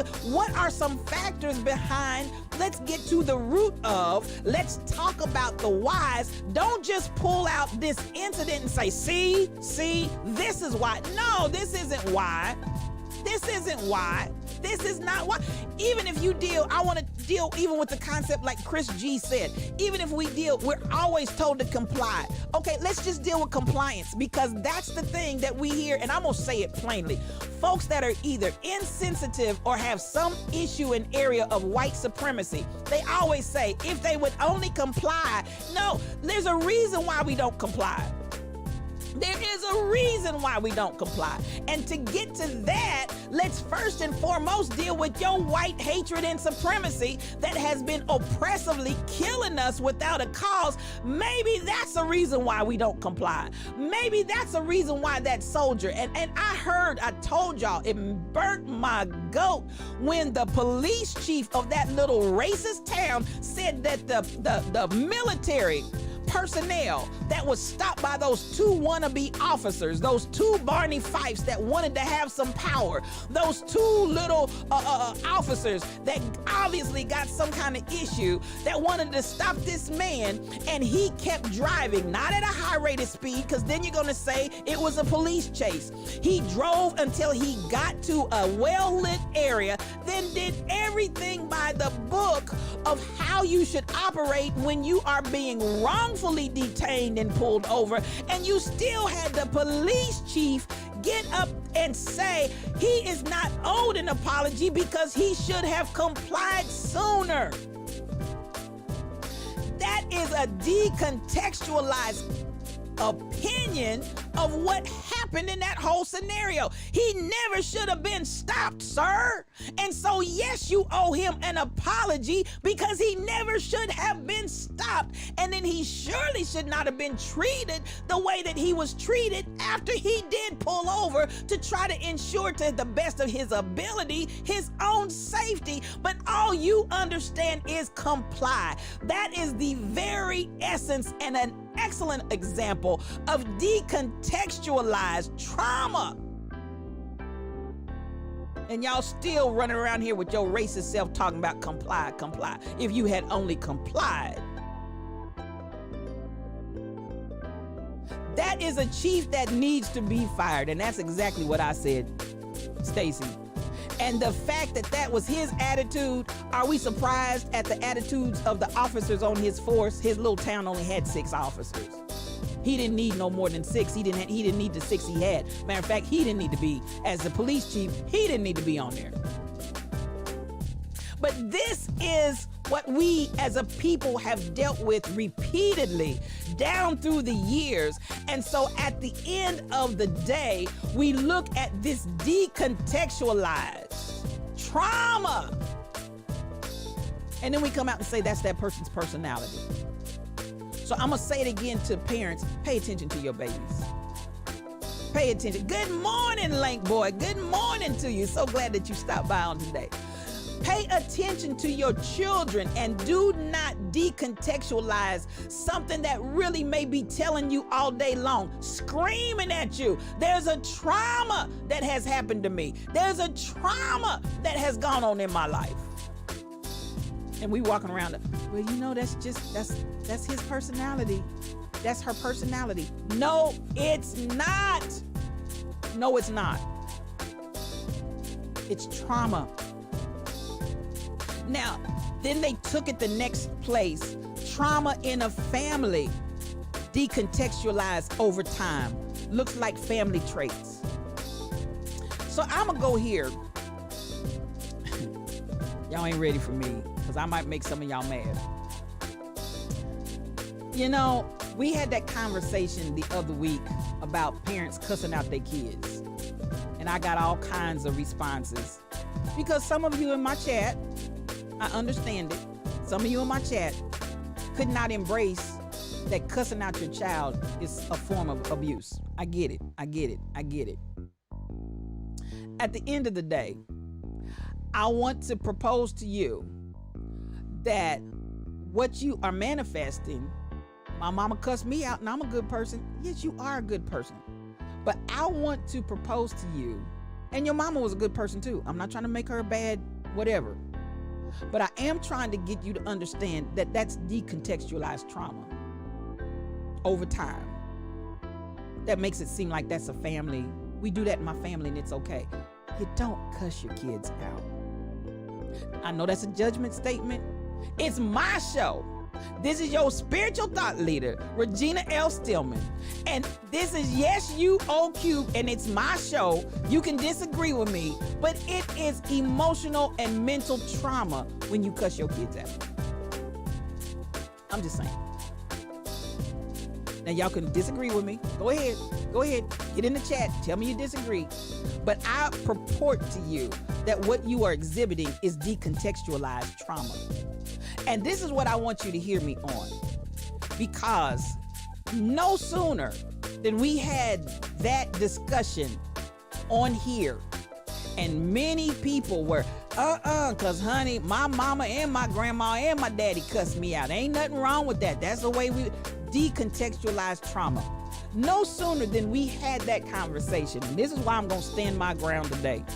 And y'all can go wherever you wanna go. I'm gonna stand my ground today.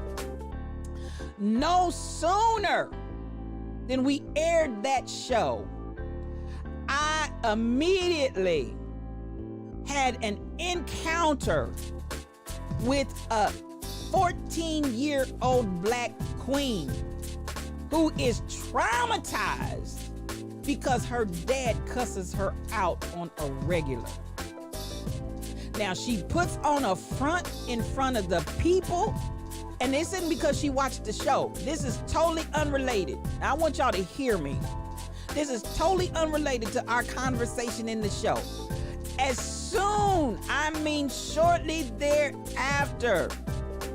So I hear you, Stacy, and listen, I hear you. I'm still where you got your mouth, because you repeating exactly where you came from. So I hear, but this is the thing I want us to understand. If it's damaging any of our children, if it's damaging them, and this child is scared to now this is the ha-ha that comes behind it, because the thing is, there's some serious things going on with that child right now, and I'm glad to be there And listen, you grown woman now. I ain't talking. I don't have nothing to say about how you talk to other people, but I am talking about how we talk to our little kids. I'm talking about how we talk to our little kids. These are children. They're not grown-ups. First and foremost, no, don't even let me go there. But this is the thing. The child is going through something right now. She's a teenager at critical years of her life. And now she wants to go to the parents and talk to them, but she's scared. And the main thing is that she is emotionally traumatized. And I'm not talking about she's using this for an excuse. This is real talk. This child is weeping. This child is crying. This child is traumatized. This child wants to be a good child and wants to have some parents she can talk to. But the man won't stop cussing her out, and she will not. She will not go to him. And y'all can be like, well, okay, then you need to be the intermediary to go to. Listen, stop cussing your child out, and the child wants to talk to you. Can we start there, sir? Stop cussing at your child. Y'all ain't buying what I'm selling. And you don't have to. This is Yes You, OQ 101, just me and you. But at the end of the day, this is exactly what happens to our kids, and especially our young kids. And then when we start looking at this, our young ladies, because and she's gorgeous, oh my God, I'm looking at her and I'm saying, listen, you have a journey ahead, and I'm praying God's covering over you as you go on, and you're trying to do it the right way, and you're trying to operate the right way. But at the end of the day, you got to come to somebody else and have a conversation, because your parents won't quit cussing you out. There's something wrong with that, y'all. It really is. That breaks my heart. And so when we look at decontextualized trauma over time, cuss your kids out, they cuss me out, and I'm okay. There's some things in your life you're not okay. There's some behaviors in your life that you're doing that's not okay. And some of it is a result of decontextualized trauma in your family that you've called family traits. It really ain't no family trait. It was trauma, but you can't even acknowledge that it was trauma.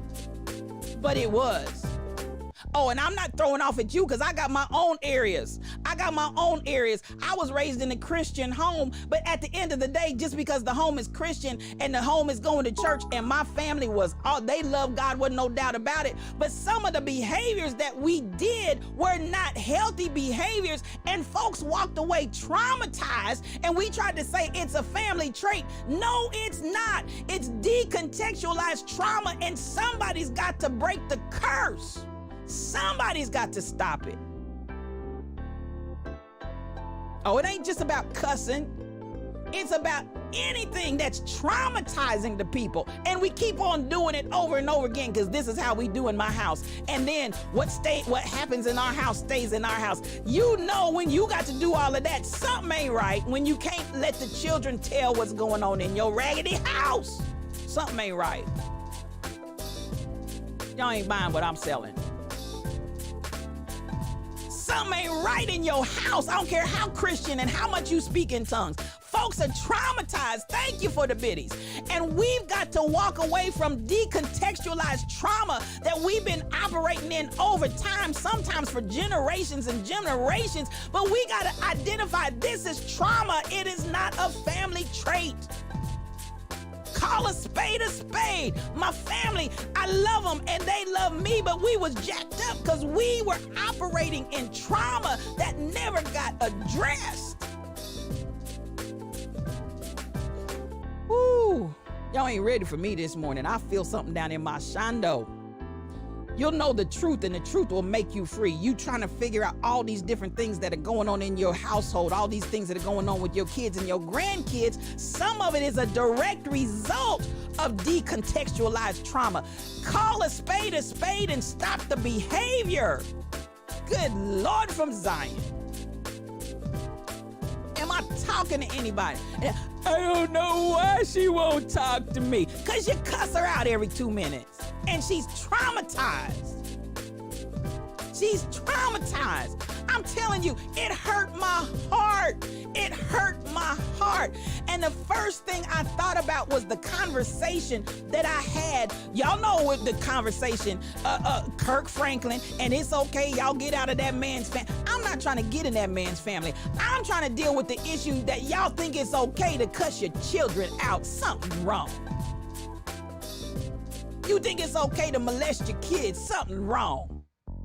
You think it's okay to beat your kids up verbally and emotionally? Something's wrong. You think it's okay to call your children out of their name and put them down? Something is wrong. Something is wrong. Oh, I hear you, Monica. Your mama didn't curse when she said she'd kick your back in and you believe. Listen. Now, see, that's a conversation that a lot of us need to have, because I'm still here. I'm gonna make it broad so hopefully people won't be directly offended. But when United States of America is ready on every corner to bomb up a whole country, their people, and that's men, women, boy, girl, dog, cat, we don't care. We're ready to bomb them up and think nothing of it because we're going to war. To me, which is barbaric, because I respect life. You want to say you all about life, but you respect life, but you don't have a problem with going over bombing people up in a war. If we have not matured, if we have not developed to an age that we can resolve conflict some other way other than war. So let's bring that down. We go and we tell that to the kids, and we can't find some other way to discipline our children other than beating them down and beating them to a pulp. And let's break that on down. Keep breaking it down. At the end of the day, then you get Junior and Sally at somebody's daycare, and Sally and Junior keep beating up all the other kids at the daycare, and you mad because you keep getting calls about Junior and Sally beating up the other kids at daycare because you beating them up. And then you tell them you got to find another way to deal with your anger and your aggression. But when you get angry and you get aggressive, you beat your enemies down. That's confusion in every E to work. That's confusion. How you gonna tell a 4, 5, 6, 7, 8-year-old stop your aggression when every time they look at you, you beating folk down? You getting in a fight. You went to the club and you and all your girls and your posse had to beat down all the folk that was talking. That is confusion. And then you want a different result from your kids. That's confusion. And can I submit, it's decontextualized trauma, and you're just carrying it over from generation to generation. Girl, because you know we fight. You know we. What are you doing? Because you don't have language and verbal skills. You got to always get them. What did I say earlier? You got to learn how to respond and to understand the difference between responding and reacting. I'm going somewhere. Y'all ain't buying what I'm selling. Y'all, some of y'all be like, I ain't coming back. And then let's deal with that last one, and I'm out of here because my time is almost up. Decontextualized trauma over time looks like a culture. Trauma in a people. And so this is what I want to say, even as it's happening and we're coming out of bondage. We're coming out of bondage. Get ready, get ready, get ready, get ready. We're coming out of bondage. I believe that. But this is the thing I want us to look at for Black people. We've had trauma as a people. Over time, it's been decontextualized. So don't be surprised when we come out that we're going to have to do some modifications, that it looks like that's what Black culture does, but that's really not our culture. It is the manifestation of the trauma. And I'm not trying to make a set up an excuse. I'm trying to get us to understand some things today. I'm trying to get us to really be able to process some things appropriately today.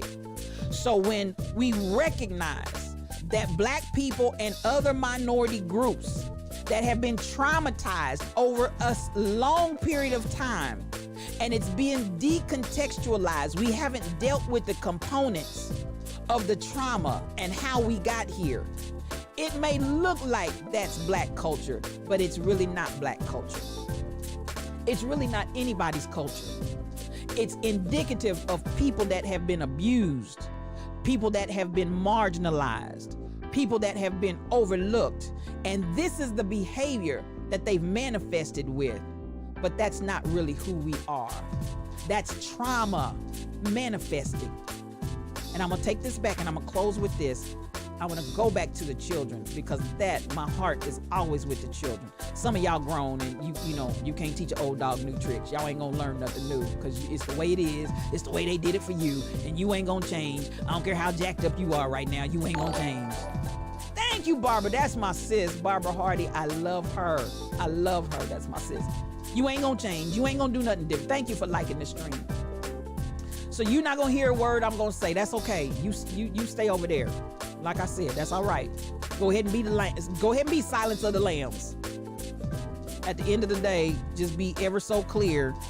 I'm not going to your promised land because I'm a lion, and you're gonna hear me roar. But you're gonna hear me roar in a healthy way. You're gonna hear me roar in a healthy attitude, in a healthy mindset, so you can see my real personality, not the personality of trauma. You're gonna see my family traits, not what came out of trauma. You're gonna see my culture, not what came out of trauma and being decontextualized year after year, decade after decade, century after century. That's not who we are. Which takes me back to Wakanda and my favorite line. T'Challa, show them who you are. T'Challa, I want y'all to show them who you are, lions. And yes, SK, let's build healthy villages. Oh, we're lions. We're lions over here. This ain't no bye-bye black sheep. That's why, if you can't handle this, you better go where the black sheep are. Have you any wool? Yes, sir. 3 bags full. This pride, Pride, this pride of lions is relentless, and you gonna hear us roar. No, I didn't just call you a dog. Stacy, you know I love you, girl. You ain't got no sense. For anybody, Stacy is my red-haired, blue-eyed, lighter complected, non-melanated black friend. I love her. I love her with all my heart. And she is a lion. And we gonna hear her roar too. And she's my sister all day long. She is my sister all day long. Well, y'all know we've come to another edition of Yes You O Cubed. I hope that something I said today has resonated in your spirit, in your mind, in your heart, in your ideology. Because listen, it's happening. I love you. You know I love you, girl. I love you. And I just want to appreciate. Thank you, Lank Boy. Thank you for the subscription. I appreciate you. I appreciate. And to everybody all of those subscribers, all of those that have liked, all of those that have shared the stream, you're helping this in our algorithm world. We're going farther and farther and broader and broader. I appreciate each of you for helping me along the way to do that. Thank you, thank you, thank you. And thank you to everybody that gave biddies on today.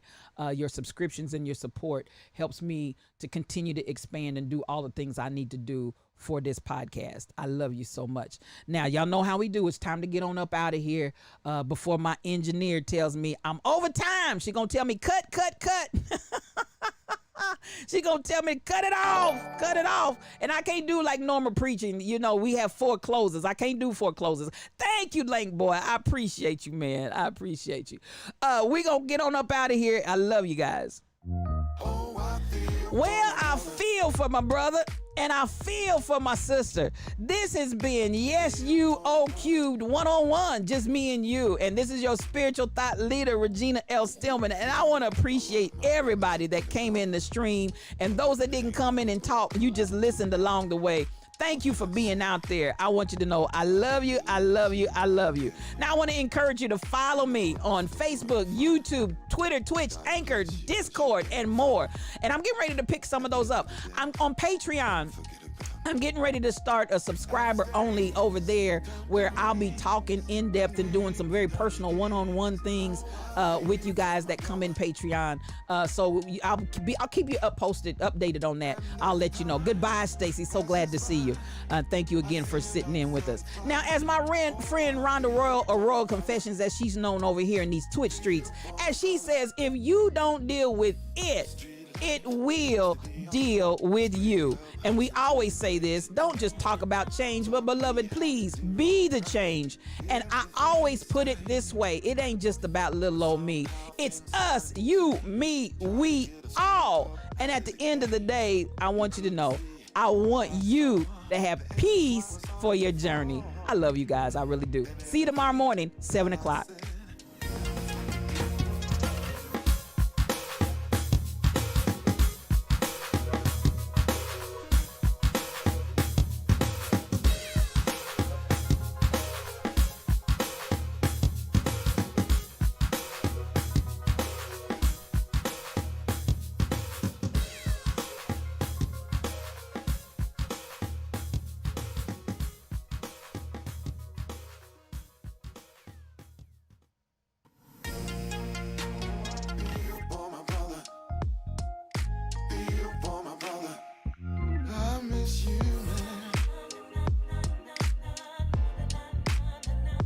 You're my brother.